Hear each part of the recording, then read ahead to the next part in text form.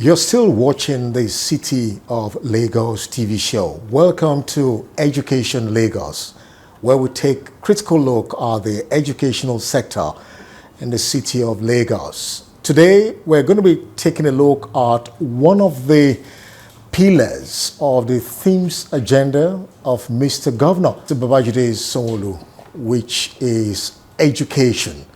But our mission here today is to verify and confirm and to also ascertain the level of achievements, challenges and prospects of quality education in Lagos State. We'll be speaking with the Honorable Commissioner for Education, Mrs. Folashade Adefisayo. Madam, you're welcome to the program.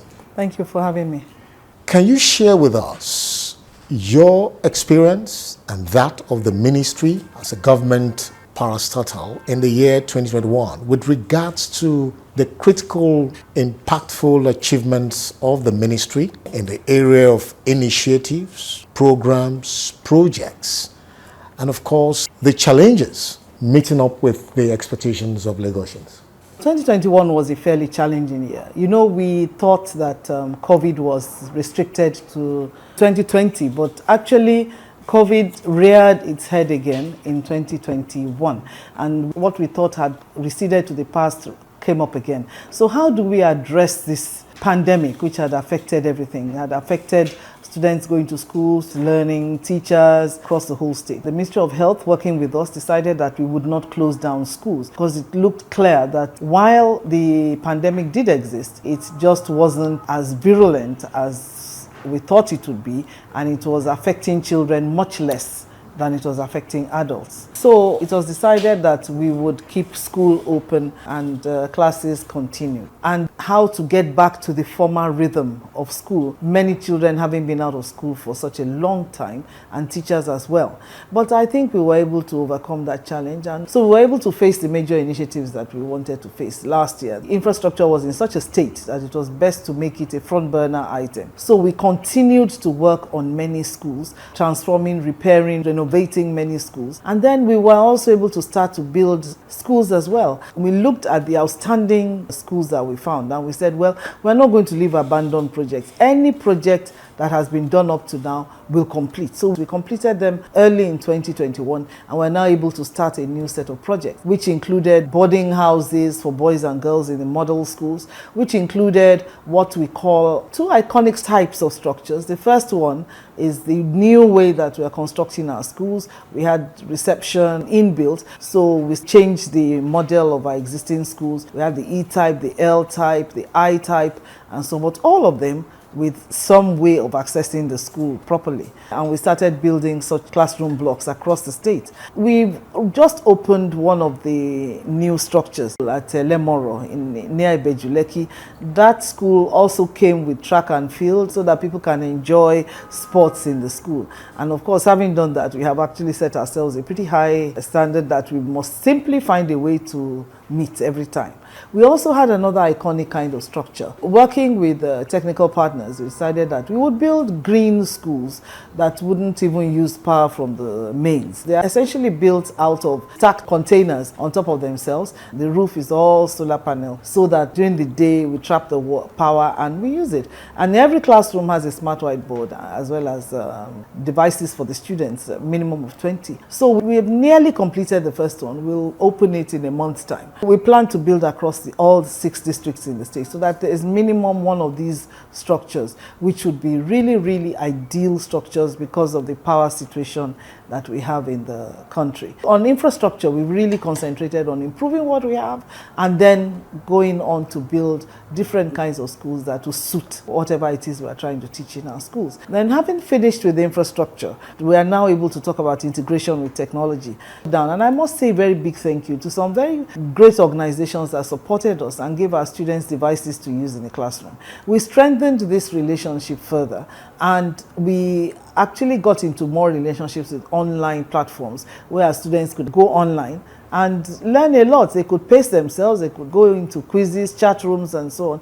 Chat rooms that were safe and were essentially education oriented. At primary school, there was the Eco-Excel program. The Eco-Excel program is a program whereby we intentionally and deliberately decided to change the culture of the classroom, to change the way teachers teach, so it's more engaging and more interesting for the learners. Each teacher has a tab, and on that tab, we've actually put our curriculum, our own Lagos State scheme of work. They use this to teach, to support their teaching in the classroom. It also comes with a change in culture, how we manage discipline, the assessment, teaching and learning, so that if you go into any Eco-Excel school, you see that the students are actually enjoying their learning. Because what happens with many schools is that there are some good teachers, they teach well. If you have bad teachers, they teach badly. And research shows that the impact of a bad teacher on a child can actually exceed 2 to 3 years after the teacher has stopped teaching that child.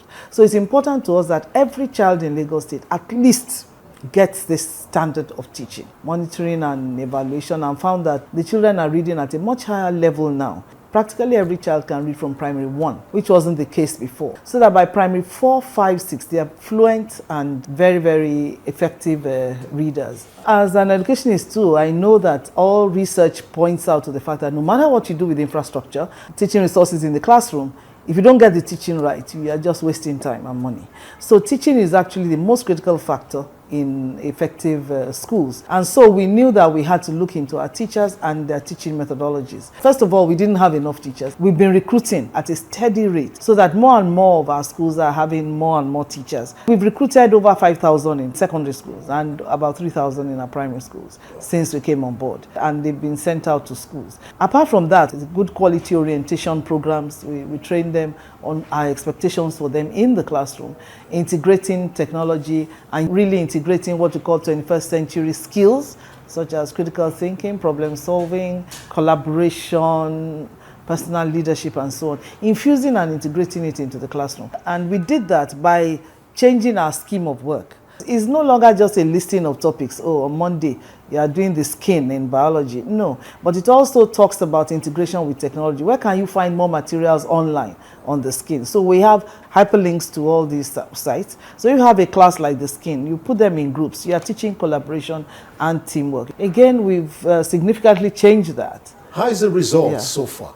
Well, I think that is really the icing on the cake. First, let me start from the primary schools. Well, with the primary schools, we keep getting improvement in reading. School attendance has gone up to the 90s for the primary schools, and teacher attendance too, so the level of absenteeism is low. But now let's talk about WAEC results. Last year, we had about a 39% pass, that is 5 credits including maths and English. That was quite demoralizing and sad for us. We just had to sit down and re-strategize. And I can't tell you it was this particular strategy, but it included technology, teacher training, early morning quizzes, past question papers, and at the end of it all, the results went from 39% pass to 79.6.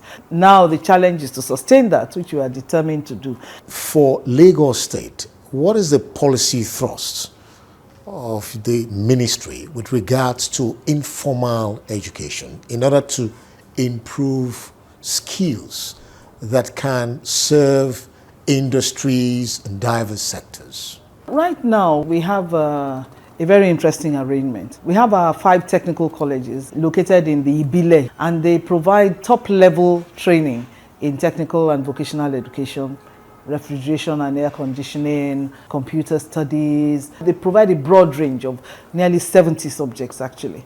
But we know the 5 are not enough, and they can only take like 10,000 students. So what do we do with the remaining who actually want to go into skills-based education? And that's why we recently introduced the concept of comprehensive schools, because we don't have the luxury of time, we don't have the luxury of funds to build spanking new technical colleges. So within our existing senior secondary schools, we've turned them into what's called comprehensive schools, where they're able to offer skills-based learning. So you either do the WAEC route or you do this.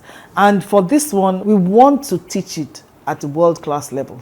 So apart from the fact that we are teaching things like plumbing, carpentry, makeover, fashion design, ICT, photography, and so on, so that there's something for everybody. I must say we are piloting in 12 schools So it's not yet a policy thrust, is to pilot it and see what it looks like. We are also going to teach them a plethora of skills, the skills that will enable them perform effectively. And that's why we are teaching them financial literacy, so that things like negotiation, you want to take a bank loan, learn how to write a letter of request. And we are working with Lagos State Employment Trust Fund so that at the end of their training, if they want to be entrepreneurs, we can give them a starter kit. But if you do not want to be an entrepreneur and you want to go into employment, we also have that possibility for you. Even after the skills-based training, we'll have internships and so on. So they test the workplace. And we also teach them employability skills, how to apply for a job, how to go for an interview, how to dress at work, how to work with your colleagues, how to work with your boss, and so on. So it's a very rich program. Honorable Commissioner, we're in the year 2022, and of course, this is a year of consolidation. Tell us the strategic master plan for the year 2022, and how do you intend to achieve them? The governor, Mr. Babajide Sanwo-Olu, is very particular about us consolidating and ensuring the sustainability of many of our projects. There are really two major strategies. So let me talk about the first one, which is to increase the amount of money available to our schools to run their schools. At least that helps them so that they don't have to come to us for every little thing. They're able to do a number of things in school. And if you watch it, that has helped the schools remain neat and in good shape. The second one is the introduction of facilities management in our schools. And we are doing this with an agency of Ministry of Works called LASIAMA. They have facilities managers who are in charge of cleaning the schools, gardening, power, minor repairs, and so on. Each school has that. We escalate duties and responsibilities for all these things, right from the school to LASIAMA to the ministry. Where it's larger than the school can cope with, then we'll take it on in the ministry. So we are trying to inbuild all those so that it'll be part of policy. There'll be a vote of charge for it, and that means people will actually do it.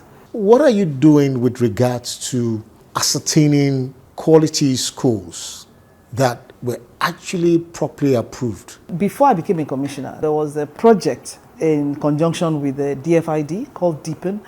They came in to look at how best to work with these schools. We can close down schools, but where will the children go? So we always try and remember that. So they worked with them and agreed that many of them are not approvable.